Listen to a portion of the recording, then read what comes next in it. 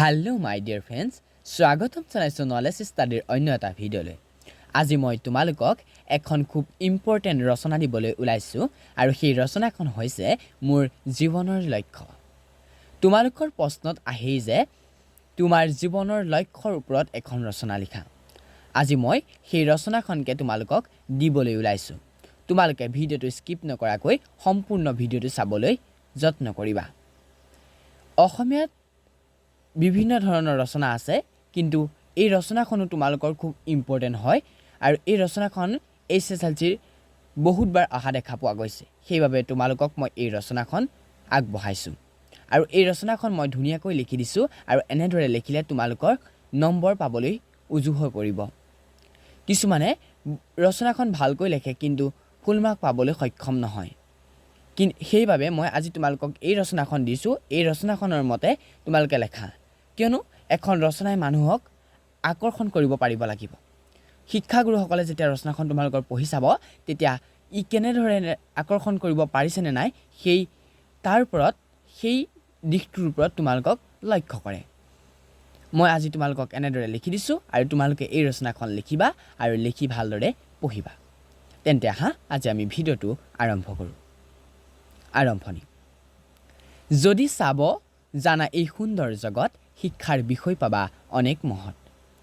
অন্তহীন মানুহৰ আশাৰ পৰিধি, মানুহৰ কল্পনাই বিচাৰে বগলীৰ শুদ্ধ বগা দেউকাত দেউদি, উৰি উৰি দিগন্তৰ সিপাৰৰ কোনোবা মনোৰম সপোন ৰাজ্যত ৭ ৰঙৰ নতুন কাৰেং গঢ়িবলৈ। মানুহৰ এনেবোৰ আশাক কৰ্মৰ নানা পাখেৰে বান্ধি জীৱনৰ বাট বোলা উচিত।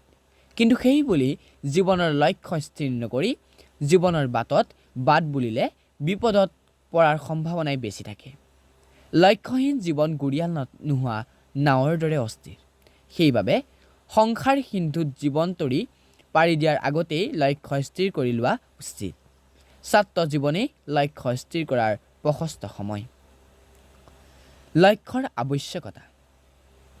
লক্ষ্যহীন জীৱনে মানুহক বিভ্ৰান্ত কৰাৰ আশংকা থাকে আৰু সঠিকভাৱে জীৱন গঢ়াত ব্যৰ্থ হোৱাৰো ভয় থাকে।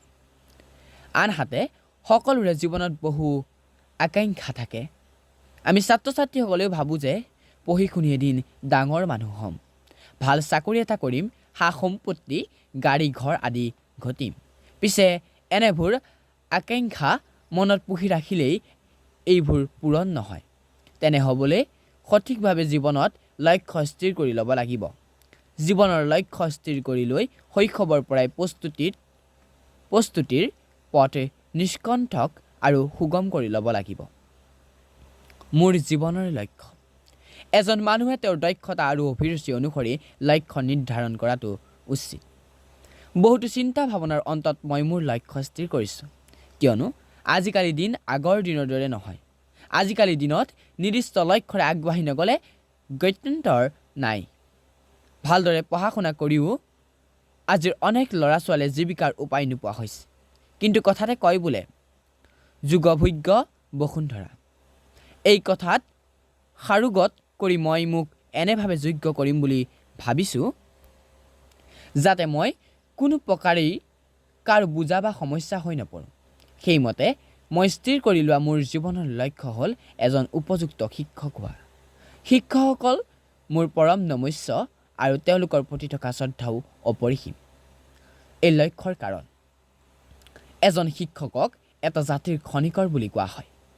মহাভাৰতৰ দিনৰে পৰা আজিলৈকে শিক্ষক সমাজে জনসমাজত প্ৰভাৱ বিস্তাৰ কৰি দিগদৰ্শকৰ ভূমিকা পালন কৰি আহিছে। মোৰ দৃষ্টিত সমাজত এজন আদৰ্শ শিক্ষকৰ যথেষ্ট প্ৰয়োজন আছে আৰু সুস্থ সমাজ গঠনতো এজন আদৰ্শ শিক্ষকৰ ভূমিকা আছে। কিন্তু গতানুগতিক শিক্ষকৰ দৰে মই কেৱল পাঠ্যপুথিৰ শিক্ষাদানতে সীমাবদ্ধ নাথাকি সকলোকে এক আদৰ্শ, সৎ আৰু নৈতিক জীৱনশৈলীৰো শিক্ষা দিব বিচাৰোঁ। মই ভাবোঁ শিক্ষক এজন সকলোৰে ভাল বন্ধু, পথ প্ৰদৰ্শক আৰু প্ৰেৰণাৰ উৎস হ'ব পাৰে। মই ছাত্ৰ জীৱনৰ পৰাই শিক্ষকসকলক অনুকৰণ কৰোঁ আৰু তেওঁলোকৰ দৰে সৎ, চৰিত্ৰৱান আৰু নৈতিক জীৱনশৈলী গঢ়িবৰ বাবে অনুশীলন কৰি আছোঁ। কোৱা হয় শিক্ষক এডাল মমবাতিৰ দৰে, যি নিজেই গলি আনক পোহৰ দিয়ে। গতিকে ময়ো এনেহেন এটা পবিত্ৰ বৃত্তিত নিয়োজিত হ'বলৈ আৰু মানৱীয় গুণসম্পন্ন ব্যক্তিত্বৰ অধিকাৰী হ'বলৈ যৎপৰোনাস্তি চেষ্টা কৰিম। লক্ষ্যত উপনীত হোৱাৰ বাবে প্ৰস্তুতি। এজন উপযুক্ত শিক্ষক হ'ব লাগিলে অনেক গুণৰ প্ৰয়োজন। সেই গুণবোৰ হ'ল কৰ্মৰ তৎপৰতা, বিনয়ী সহনশীল, ধীৰ স্থিৰ, সময়নিষ্ঠতা, গভীৰ অধ্যয়নশীল, বিষয় জ্ঞানৰ গভীৰতা, মৰমীয়াল, সহযোগী মনোভাৱৰ, জ্ঞান পিপাসু, ব্যক্তিত্ব সম্পন্ন আদি। এনেবোৰ গুণ শিক্ষক শিক্ষয়িত্ৰীসকলে কঠোৰ সাধনাৰ মাজেদিহে অৰ্জন কৰিব পাৰে। তেনে গুণী জ্ঞানী শিক্ষক হ'ব লাগিলে যে কঠোৰ অধ্যয়ন সাধনা আৰু যত্ন লাগিব সেই কথা বুজিয়েই পাঠ্যপুথিৰ জ্ঞানৰ লগতে বাহ্যিক জ্ঞান শিক্ষাসমূহকো খৰচি মাৰি বুজিবলৈ, জানিবলৈ আৰু আহৰণ কৰিবলৈ সচেষ্ট হৈছোঁ। অৰ্থ আৰু সামৰ্থ্যই আতিলে মই প্ৰতিটো পৰীক্ষাৰ প্ৰথম বিভাগ আৰু প্ৰথম শ্ৰেণীত উত্তীৰ্ণ হৈ স্নাতক ডিগ্ৰীলৈ শিক্ষকৰ প্ৰশিক্ষণ ল'ম।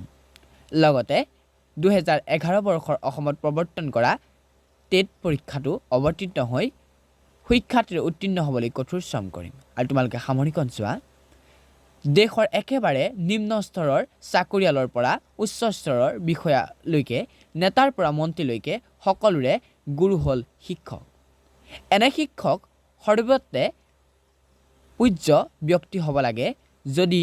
যদিও শিক্ষকসকলে ভেটি নাখায়, দুৰ্নীতিৰে ধন উপাৰ্জন নকৰে, আদৰ্শ জীৱন যাপন কৰে ইত্যাদি কাৰণত বহুতোৰ পূৰ্তো আৰু সমালোচনাৰ শিক্ষকসকলৰ সমাজৰ ধৈৰ্যবাহক তথা জাতিৰ পথ প্ৰদৰ্শক। মই ভৱিষ্যত এনে এজন আদৰ্শ শিক্ষক হোৱাৰ আশা ৰাখিছোঁ। সেয়েহে শেষত অম্বিকাগিৰি ৰায়চৌধুৰীৰ মতে কামেই ধৰ্ম কামেই জীৱন, কামেই কবিতা শিল্পকলা, কাম অবিহনে জীৱন জেউতি, ৰস ৰূপ গোন্ধ শূন্য খোলা। আজি ভিডিঅ'টো ইমানেই আছিল। আজি তোমালোকক মই এই ৰচনাখন দিলোঁ। এই ৰচনাখন তোমালোকে ভালদৰে লিখি লৈ ভালদৰে পঢ়িবা আৰু তোমালোকক ইয়াত নম্বৰ দিবলৈ কোনো বাকী নাথাকে। তোমালোকে নম্বৰ পাবলৈ সক্ষম হ'বাই। যদি মোৰ ভিডিঅ'টো ভাল লাগিলে তোমালোকে লাইক কৰিবা আৰু চেনেলটো ছাবস্ক্ৰাইব কৰি দিবা। কিবা যদি ইয়াৰ ওপৰত সুধিবলৈ থাকে তোমালোকে কমেণ্ট কৰিবা আৰু পাছৰ ভিডিঅ'বোৰ বিভিন্ন ধৰণৰ কিবা দিব লাগে যদি তোমালোকে মোলৈ কমেণ্ট কৰিবা। আৰু ইয়াৰ পিছতো ভাল ভিডিঅ' দিম মই, তোমালোকে ভালদৰে চাই যাবা আৰু তোমালোক উপকৃত হ'ব পাৰিবা এই ভিডিঅ'বোৰ জৰিয়তে। তেন্তে আজি ভিডিঅ'টো ইমানেই আছিল। ধন্যবাদ।